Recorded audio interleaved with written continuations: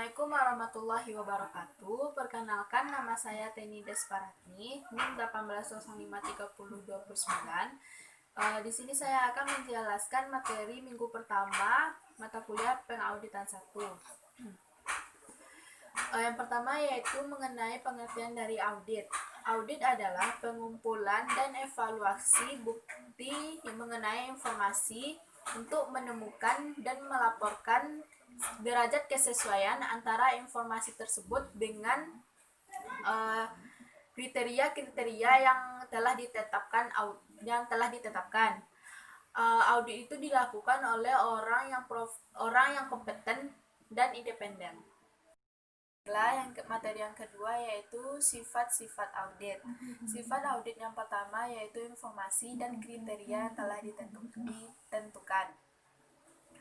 Untuk melakukan audit, tentu perlu adanya informasi dalam bentuk yang dapat diverifikasi dan sebuah standar yang dapat digunakan oleh auditor untuk mengevaluasi informasi tersebut.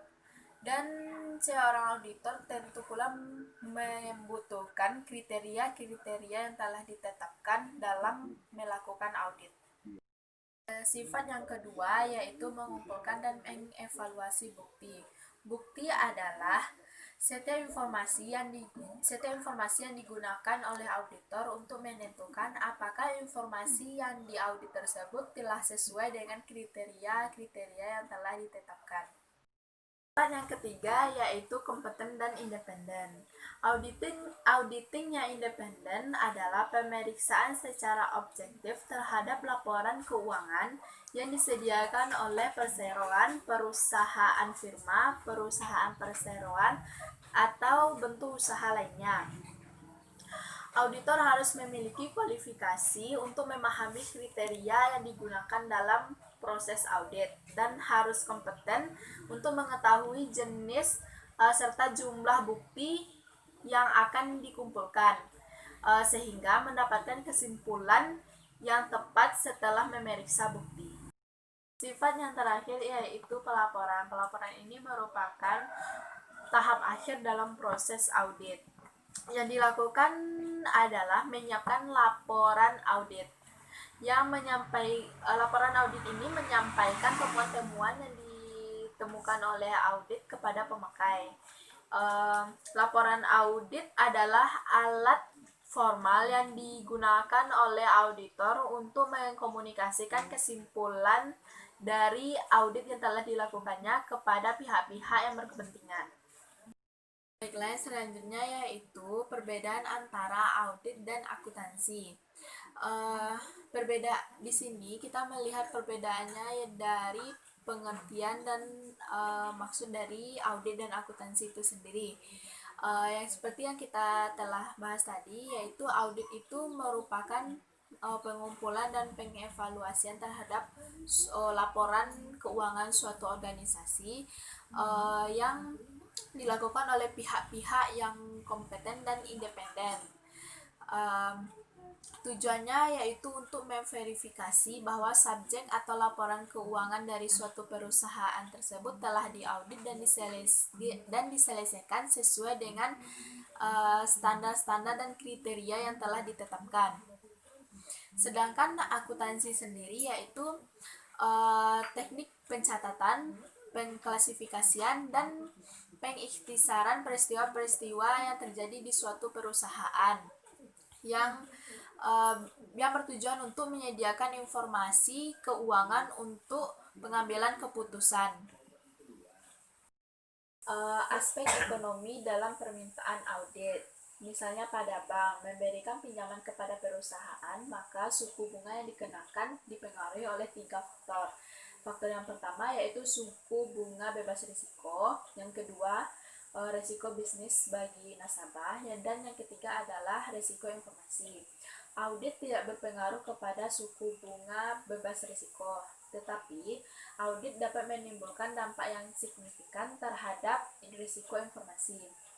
Jika pejabat bank merasa puas karena risiko informasi tersebut minimal akibat laporan keuangan pinjaman telah diaudit, maka risiko informasi tersebut eh, akan risiko bagi bank juga akan turut berkurang, dan suku bunga keseluruhan bagi si peminjam pun dapat diturunkan pula.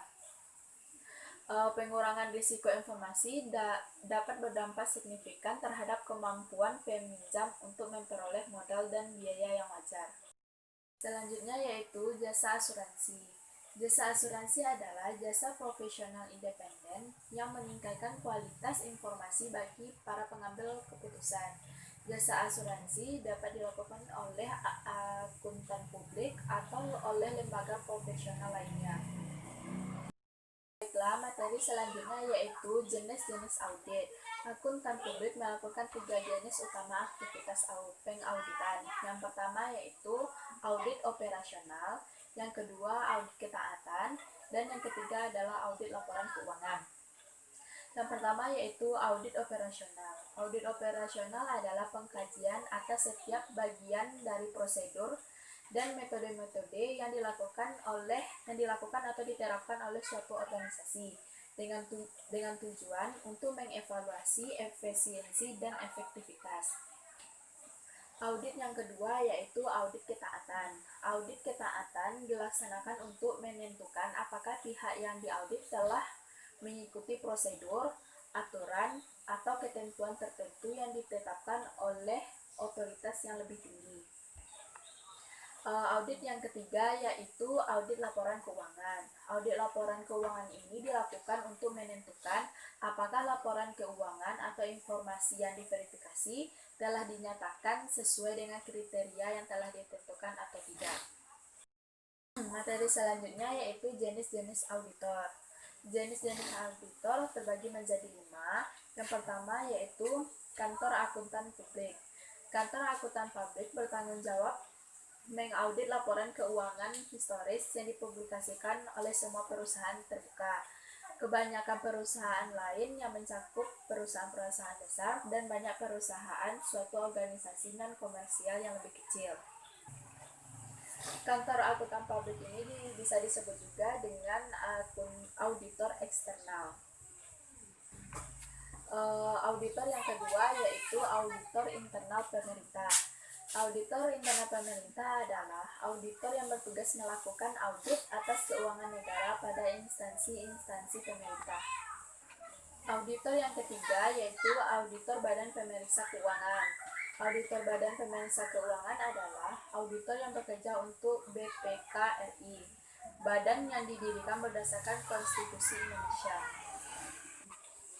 Auditor yang keempat yaitu auditor pajak. Direktorat Jenderal Pajak bertanggung jawab untuk memberlakukan peraturan pajak. Salah satu tanggung jawab Ditjen Pajak adalah mengaudit SPT wajib pajak untuk menentukan apakah SPT itu sudah memenuhi peraturan pajak yang berlaku. Auditor yang terakhir atau yang kelima yaitu auditor internal.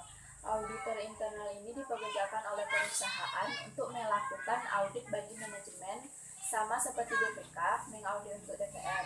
Tanggung jawab auditor internal sangat beragam, tergantung pada yang mempekerjakan mereka. Materi selanjutnya yaitu akuntansi publik bersertifikat atau CPA. CPA ini merupakan program pengembangan profesi bagi akuntan yang diselenggarakan oleh Institut Akuntan Publik Indonesia. Sertifikasi ini ditujukan bagi mereka yang ingin meningkatkan kompetensi dan mendapatkan izin untuk menjadi seorang akuntan publik. Ujian CPA dengan kurikulum baru memiliki 3 tingkatan.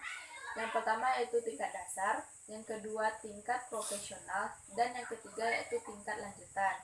Apabila seseorang ingin berencana menjadi akuntan publik, dia harus memahami persyaratan-persyaratan yang dikeluarkan oleh Ikatan Akuntan Publik Indonesia. Baiklah, sekian penyampaian materi dari saya. Assalamualaikum warahmatullahi wabarakatuh.